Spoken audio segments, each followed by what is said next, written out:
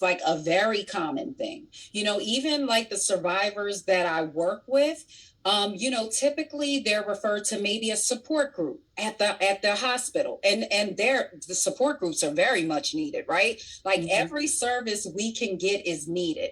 Therapy groups are just different because they focused on evidence-based practices and they're trauma informed, and I'm equipping women with the tools that they need to navigate life. And I see in the chat, someone mentioned, self-care is very important, ladies. I want to say, when we think of mental health, what we don't also realize, and Latoya, thank you so much for sharing your story, because mental health is also physical health and spiritual health. It's all of those three things combined, right? And so we really have to think about self-care.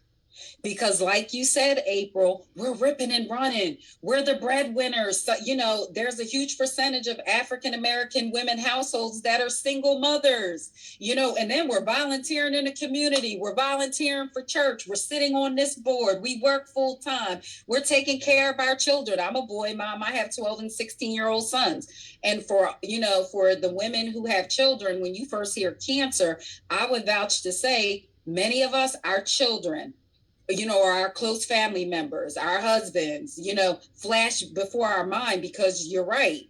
Am I going to die? Is this a death sentence? So really, we have to look at self-care, ladies. Our relationships, let me tell you, stress plays a huge role in cancer.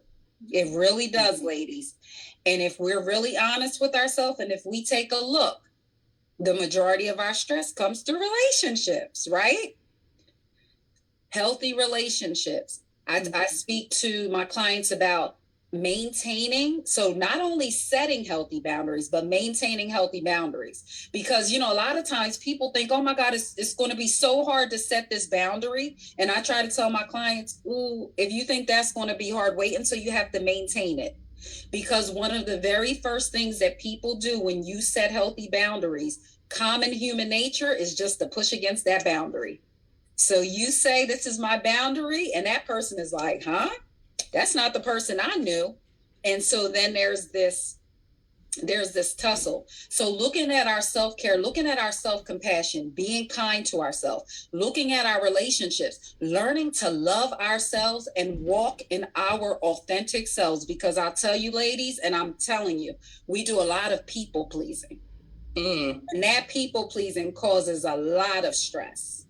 And when we begin to strengthen our self-esteem and our self-confidence and our self-efficacy. See, a lot of times we talk about self-esteem, but we don't talk about self-efficacy. Self-efficacy is your personal belief that you could actually do what you set forth to do. We got to believe that about ourselves. If you say, I'm going to set this healthy boundary in this relationship, we got to believe that we can do it. So I equip women with tools like assertiveness training tools, how to set and maintain a healthy boundaries. Another thing, ladies, our purpose is so important, because listen, we are so much more than our breast cancer diagnoses.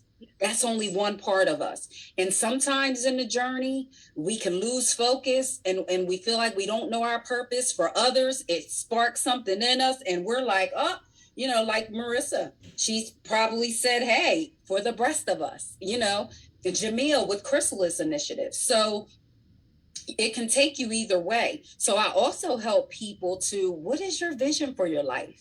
I had a free virtual vision board party and kind of walked, the clients through, let's write the vision and make it plain, because we are not our diagnosis. It's just one part of us, ladies. Amen. Look, you get us. Come on, ladies. Let's snap it up. Yes, yes, yes, yes. I see the chat going crazy right now. I was about to say, let's pass the collection plate, because she just spoke a word. Church out. Church out. Amen. Amen. Ladies, and you all are talking about church. When we talk about stress, something we don't talk about a lot. We talk, stress. What about spiritual stress? Guess what spiritual stress is? And this is what I talk about in my Thrive Breast Cancer Survivorship course. I talk about it in my presentations. Another word for spiritual stress is spiritual warfare. Oh, come on now. We might need to do a part 2 to this. We're going to have to do a part 2. We're going to have to do a part 2 to this.